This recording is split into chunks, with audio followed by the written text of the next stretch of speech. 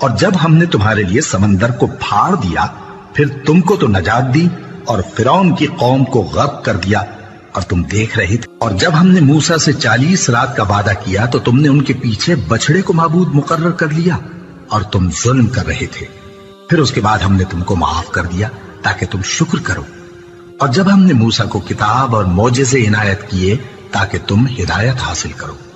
اور جب موسیٰ نے اپنی قوم کے لوگوں سے کہا کہ بھائیو تم نے بچڑے کو معبود ٹھہرانے میں اپنی جانوں پر ظلم کیا ہے تو اپنے پیدا کرنے والے کے آگے توبہ کرو پھر اپنوں کو قتل کرو.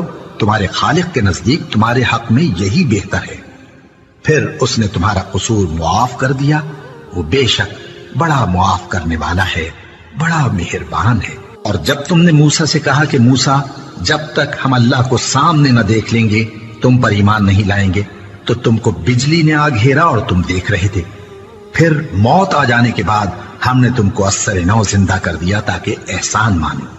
اور ہم نے بادل کا تم پر سایہ کیے رکھا اور تمہارے لیے من و سلوہ اتارتے رہے کہ جو پاکیزہ چیزیں ہم نے تم کو عطا فرمائی ہیں ان کو کھاؤ پیو. مگر تمہارے بزرگوں نے ان نعمتوں کی کچھ قدر نہ جانی اور وہ ہمارا کچھ نہیں بگاڑتے تھے بلکہ اپنا ہی نقصان کرتے تھے.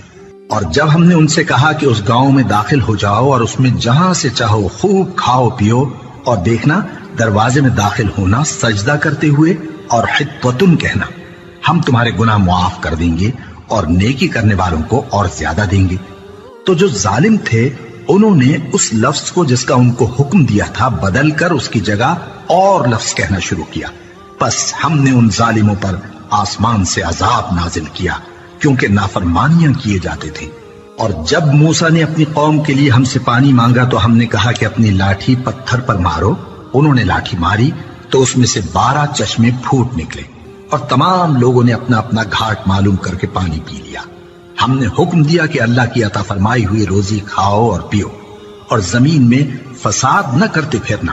اور جب تم نے کہا کہ موسیٰ ہم سے ایک ہی کھانے پر صبر نہیں ہو سکتا تو اپنے پروردگار سے دعا کیجئے کہ ترکاری اور ککڑی اور گیہوں اور مسور اور پیاز وغیرہ جو نباتات زمین سے اگتی ہیں ہمارے لیے پیدا کر دے.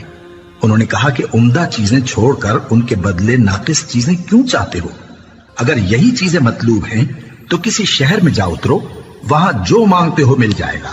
اور آخر کار ذلت و رسوائی اور محتاجی و بے نوائی ان سے چمٹا دی گئی اور وہ اللہ کے غضب میں گرفتار ہو گئے. یہ اس لیے کہ وہ اللہ کی آیتوں سے انکار کرتے تھے اور اس کے نبیوں کو ناحق قتل کر دیتے تھے، یعنی اس لیے کہ نافرمانی کیے جاتے اور حد سے بڑھے جاتے تھے.